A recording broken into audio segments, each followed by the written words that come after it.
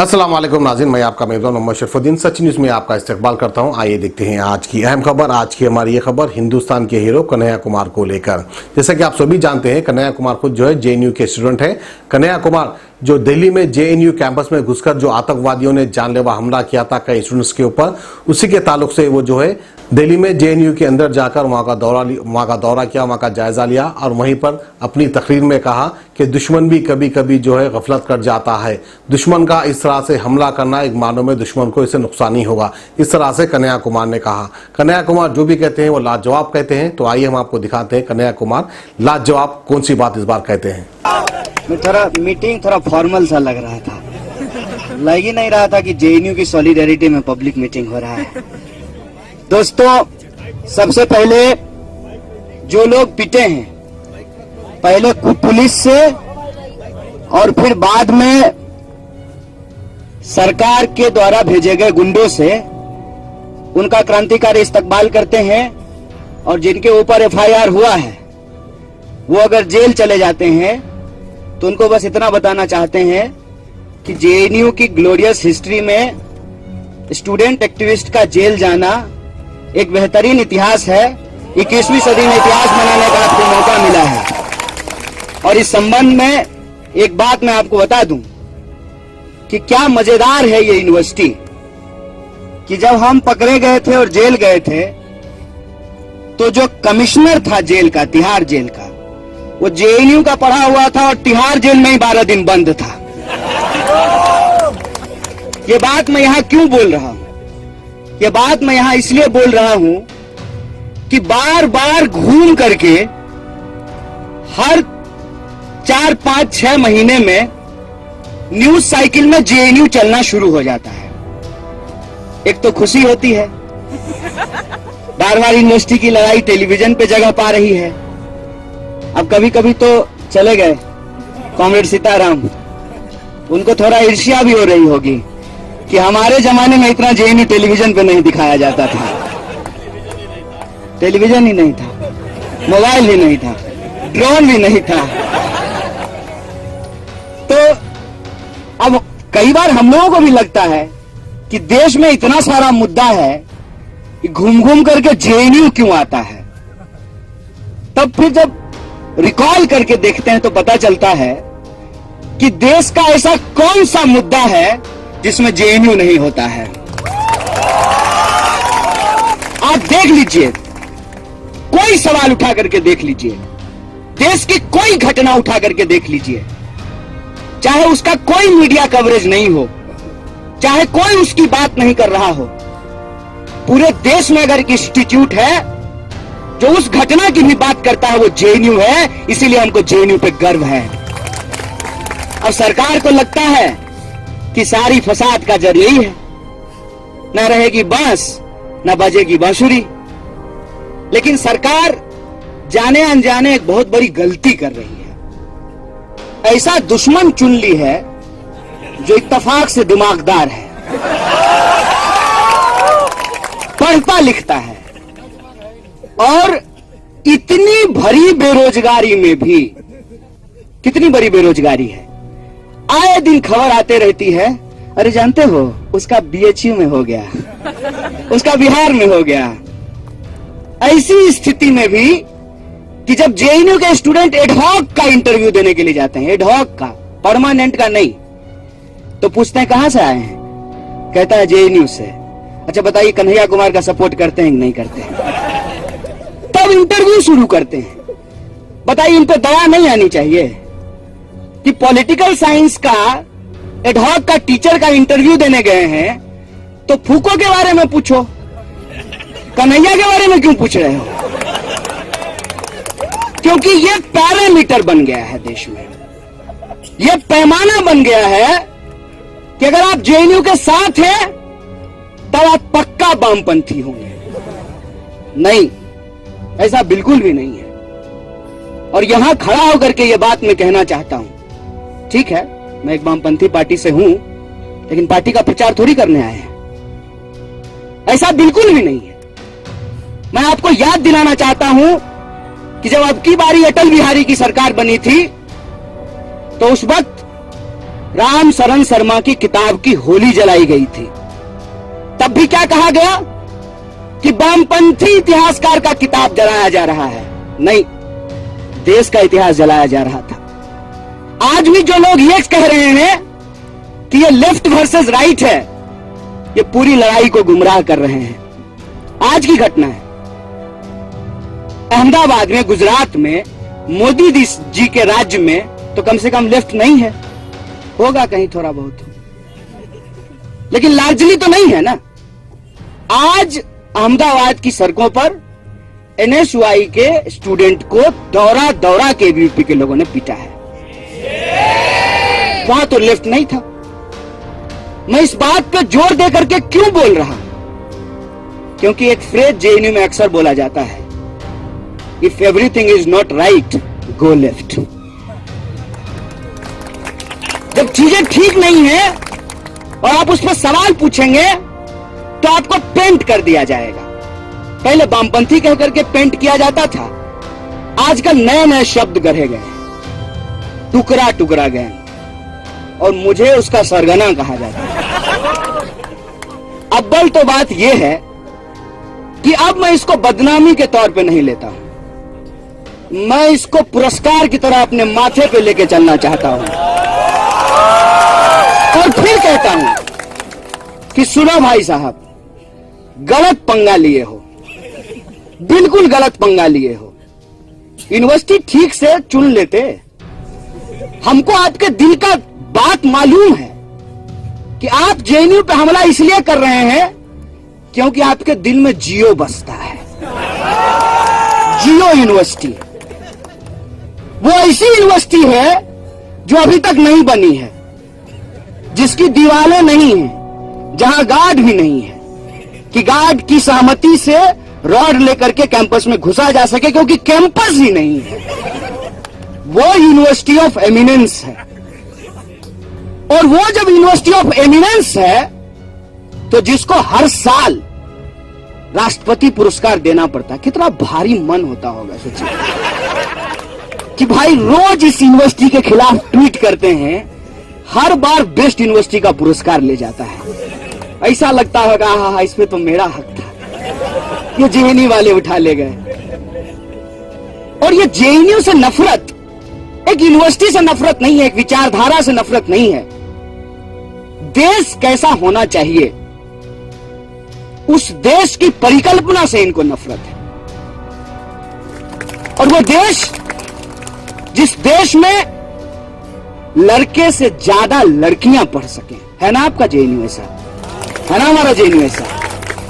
बोलिए बोलिए, मैं यहां से खड़ा होकर के बोलता हूं, देश की किसी यूनिवर्सिटी में रात को 12 बजे अकेले लड़की लाइब्रेरी से निकल करके सुरक्षित, सेल्फ डिफेंस में एसिड नहीं पास में रखना पड़ेगा। एबीवीपी की एक लड़की बोली कि सेल्फ डिफेंस में एसिड रखे थे, तो बोले जब अटैक करेंगे तब क्या करेंगे? मिसाइल लेकर के चलेंगे। सुरक्षित अपने हॉस्टल तक जा सकती है। ये कॉन्फिडेंस है आपको दिल्ली के बाहर की सड़कों पर? बोलिए पीएमओ के सामने रात को 12 बजे अकेले घूमिएगा, जहां मोदी जी रहते हैं, जो बेटी बचाओ बेटी पढ़ाओ का नारा देते हैं, उनके घर के सामने से गुजरिएगा जहां ये ड्रोन ऑल द टाइम घूमते रहता है। ये कॉन्फिडेंस है ना? इस देश के भीतर, बगल में मेरे साथ रामा खड़ा था, ये रहा, पूछ लीजिए इसके पिताजी क्या करते हैं। मेरी मां सिर्फ आंगनबाड़ी में नहीं काम करती है। इस कैंपस के 40% स्टूडेंट ऐसे हैं जो मजदूरों, किसानों, गरीबों के बच्चे हैं, उनकी पढ़ाई के अधिकार के खिलाफ हैं ये लोग। ये यूनिवर्सिटी पे हमला टुकड़े टुकड़े गैंग कह करके जब बोला जाता है तो इस एक शब्द के साथ उस देश की परिकल्पना के ऊपर हमला किया जाता है, जिस देश की परिकल्पना में आज भी रोहित वेमुला को पढ़ने का अधिकार नहीं है, और उसकी जातिगत पहचान के चलते अगर उसको फांसी लगानी पड़ती है तो हम नहीं मानते हैं आपकी इस परिकल्पना को, और वो स्वीकार करते हैं आपकी इस परिकल्पना को। आज यहां खड़ा होकर के कहते हैं टुकड़े टुकड़े गैंग। हाँ जी बोलिए ना, आपके देश में जहां आप औरत और मर्द के बीच में भेद करना चाहते हैं, जहां आप अगड़ा और पिछड़ा का लड़ाई लगाना चाहते हैं, जहां आप फिर से नए तरीके का छुआछूत हमारे ऊपर थूकना चाहते हैं, जहां आप फिर से एकलव्य का पढ़ने का अधिकार और उसका अंगूठा नहीं उसका सर फोड़ना चाहते हैं, तो हम आपका टुकड़ा टुकड़ा करेंगे। ऐलान करते हैं यहां से खड़ा होकर के, बोलिए। हम ऑन करते हैं इस बात को। नहीं चाहिए आपसे, आपसे सर्टिफिकेट चाहिए ही नहीं, बिल्कुल भी नहीं चाहिए। और है हिम्मत तो आइए, सब कुछ आपका है। आपकी पुलिस है, आपका सिस्टम कहां काम नहीं करता है। अरे हम तो एआई के जमाने में रहते हैं साहब। जूता जूता बतियाइएगा, फेसबुक पे जूता का प्रचार आना शुरू हो जाता है। बताइए, हमारी यूनिवर्सिटी में जो आप बार बार ये कहते हैं 3000 कंडोम पाया गया, तो यहां पे जो है हिंदुओं का मजाक बनाया जाता है, तो यहां पे आर्मी के खिलाफ बोला जाता है। अल्टीमेटली आप कहना क्या चाहते हैं? एक बात बता दीजिए कि आपको दिक्कत किससे है? हमारी दाढ़ी से, हमारे सॉल से, हमारे झोले से, हमारे चप्पल से? दिक्कत किस बात से है? दिक्कत आपको हमारे होने से है, ये बता दीजिए साहब। ये बता दीजिए कि जैसे ठाकुर अपने घर के बाहर किसी दलित को यह अलाउ नहीं करता था कि तुम जूता पहन करके जाओगे, तो हाथ में जूता लेकर के चलो। तुम जेएनयू में पढ़ते हो, जनता के टैक्स के पैसे से पढ़ते हो, तो पढ़ने तो नहीं देंगे। जिस टैक्स के पैसे से पढ़ते हो उस जनता को भी तुम्हारे खिलाफ खड़ा कर देंगे। चिंता की यह बात नहीं है कि ये यूनिवर्सिटी में घुस आए हैं, उससे ज्यादा खतरनाक यह है कि आप देखिए कि अपने स्कूल के व्हाट्सएप ग्रुप में आपको अपने ही दोस्तों से लड़ना पड़ता है, जिसके साथ आपने 15 साल अपनी जिंदगी की बिताई है, जिसके साथ आपने क्रिकेट खेला है, जिसके साथ आप फुटबॉल खेले हैं, जिसके साथ आप शॉपिंग करने के लिए जाते हैं। आपका ही पड़ोसी जो कल तक आपका पीठ थपथपा रहा था कि वाह बेटा जेएनयू में टॉप करके आए हो, अचानक से वो संदेह भरी नजरों से हमको देख रहे हैं। क्यों? क्योंकि एक बहस खड़ा किया गया है देश में। हर 3-4 महीने में बहस उठ खड़ा होता है। कल फिर बोले हैं मोटा भाई, टुकड़ा टुकड़ा गैंग। एक बात याद रखिएगा, जब कोई भी ऐसा बकवास करे ना, उसको पलट करके एक बात कहिएगा, सुनो दोस्त, तुम्हारे हाथ में रॉड थमा दिया है ना, अब बेटा को, जय शाह को इंडियन क्रिकेट टीम का बैट दे दिया है बीसीसीआई से खेलने के लिए। कोई क्वेश्चन किया मेरिट को? क्यों कोई क्वेश्चन मेरिट को कि जय शाह का क्या मेरिट है? क्यों उसको बीसीसीआई का सेक्रेटरी बना दिया गया है? कोई इसको क्वेश्चन कर रहा है? जेएनयू में टैक्स का पैसा बर्बाद हो रहा है इनके हिसाब से, और ये तो बड़ा आबाद हो रहा है। अपने ही जैसा हूबहू फोटोकॉपी को बीसीसीआई का सेक्रेटरी बना दिए हैं। नहीं, मैं बॉडी शेमिंग नहीं कर रहा हूं। ये क्या है? कोई इसको क्वेश्चन कर रहा है? देश के भीतर आज शिक्षा की जो हालत है, कोई इसको क्वेश्चन कर रहा है? फंडिंग की जो हालत है, कोई इसको क्वेश्चन कर रहा है? कितने चीजों का जवाब देते रहिएगा। जब फरवरी की घटना हुई तो जो हमको नहीं भी बेचारा जानता है, हो सकता है कि हमको वोट नहीं दिया हो, उसको भी अपने चाचा मामू के पास हमको डिफेंड करना पड़ रहा था। क्यों? नहीं, आपकी यूनिवर्सिटी में देश विरोधी नारे लगे। अरे क्या हुआ नारे का? क्या हुआ उन नारों का? 4 साल हो गया है, जब दिल्ली का चुनाव आया है तो फिर से नारा याद आया है। अब देख लीजिए, माने आप अपने काम पे वोट नहीं मांग सकते हैं, तो आप जेएनयू के बदनामी के नाम पे वोट मांगना चाहते हैं।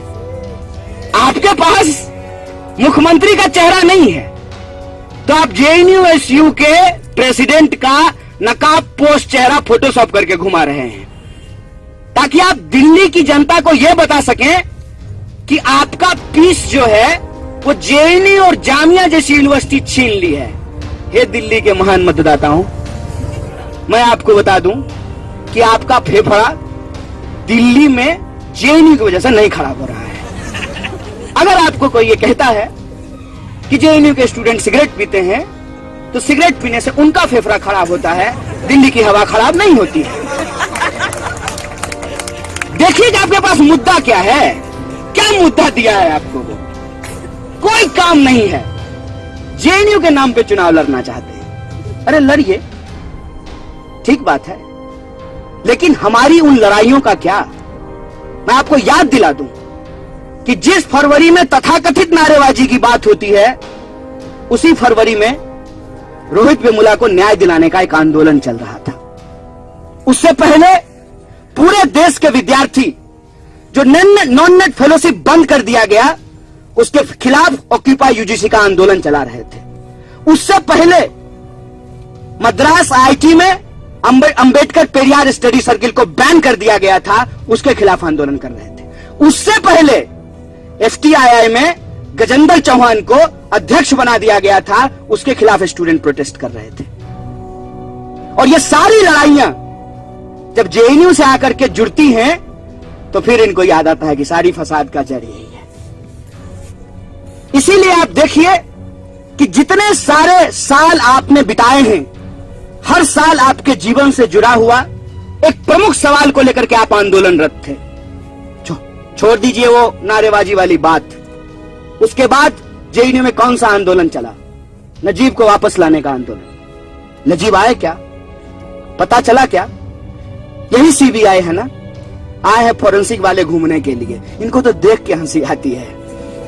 बताओ यार, पढ़ लिख करके नौकरी किए हो, हाँ? एक मूर्ख आदमी तुमको ऑर्डर दे रहा है और तुम्हारी इतनी भी हिम्मत नहीं है, तुम्हारी इतनी भी हिम्मत नहीं है कि तुम कन्नन गोपीनाथ की तरह रिजाइन कर दो कि नहीं करेंगे गुलामी तुम्हारी बात। ये एक बात होती है ना।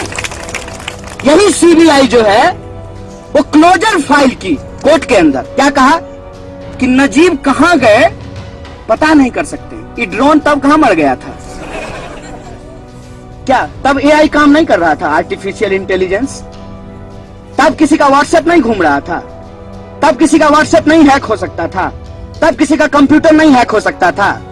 किसको बेवकूफ बनाते हैं? किसको डराते हैं? इस देश की जनता को, इस देश की जनता के खिलाफ खड़ा कर रहे हैं। क्या तर्क था? मैं उस संगठन का नाम नहीं लेना चाहता, ले लें क्या? हाँ, वॉल्डन मॉट थोड़ी है कि नाम लेने उसका ताकत बढ़ जाएगा। एबीवीपी का लोग क्या बोला था कि कलेवा देख करके झगड़ा हो गया। तुम पूरा माथा में कलेवा लपेट लो, तुमको कोई मना कर रहा है? बोलिए, जेएनयू में कभी भी किसी को उसका जो प्रैक्टिस है, उस प्रैक्टिस से उसको करने के लिए रोका गया हो? अरे हम लोगों को दाढ़ी बढ़ाने से नहीं रोकता है, तो तुमको कलेवा लगाने से कौन रोकेगा? पूरे बहस को कहां शिफ्ट कर दिया? कलेवा लगाने पे। और आज वो मां आज भी उसको ढूंढ रही है कि मेरा बच्चा कहां है। नहीं मालूम है कि क्या हो उसके साथ। फिर ये तर्क दे करके कि जेएनयू के टीचर अपने भीतर कई स्टूडेंट को लेकर के पॉलिटिकल गैंग बनाते हैं, इसलिए एक टीचर के भीतर 3 से ज्यादा स्टूडेंट नहीं होना चाहिए। यही तर्क था ना जी। सीट कट किया गया, सीट कट कर दिया गया। 84% सीट जो है उस पर रीएडमिशन ही नहीं हुआ। तो उनको क्या लगा था, हमारे टाइप के लोगों को जेएनयू से बाहर कर देंगे तो कोई और नहीं होगा। लीजिए, सर फुड़वा के बैठी हुई है, क्या कीजिएगा बोलिए? इस मूर्खता का कोई जवाब है? इनको लगता है कि फीस बढ़ा देंगे तो 40% लोग यूनिवर्सिटी छोड़ करके चले जाएंगे। उसके बाद जो है आपका भजन करेंगे कि आपके खिलाफ रोड पे निकल करके इनकलाब मुर्दाबाद करेंगे? करेंगे कि नहीं करेंगे?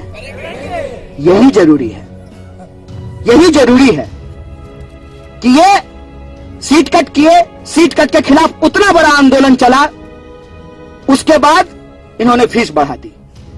और हम नौकरी वाला बात पे तो बोलेंगे नहीं।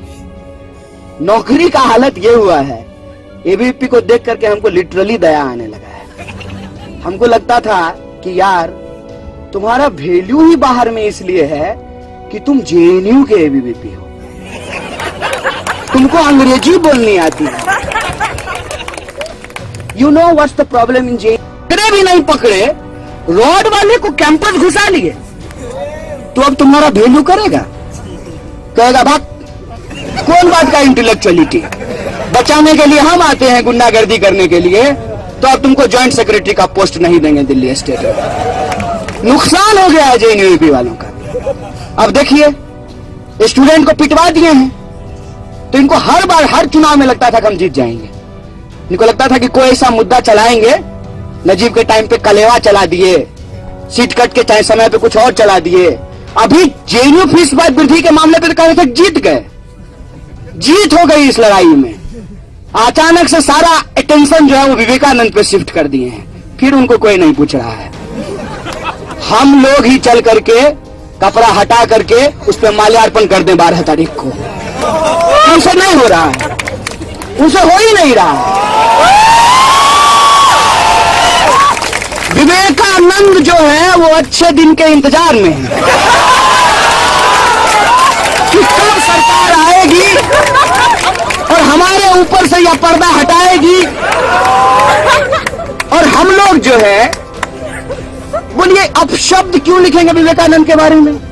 वो इतना बढ़िया बढ़िया शब्द बोल करके गए हैं कि अब शब्द लिखने का जरूरत ही नहीं है। A1 टाउनशिप की एक और नई पेशकश। जहांगीर पीर दरगाह से 2 किलोमीटर पहले मल्टीनेशनल कंपनीज के करीब, जो कि बिल्कुल आबादी से लगा हुआ, बेंगलोर हाईवे से सिर्फ 5.5 किलोमीटर, बीटी रोड से लगा हुआ, तमाम डेवलपमेंट के साथ 5,50,000 में 100 गज का प्लॉट। A1 टाउनशिप में आपका ये छोटा सा इन्वेस्टमेंट आपका और आपके बच्चों का मुस्तकबिल बदल सकता है। आज ही तशरीफ लाएं और A1 टाउनशिप के इस प्रोजेक्ट से फायदा उठाएं। Office at pillar number 235, opposite fisheries department, Rajendra Nagar, Hyderabad.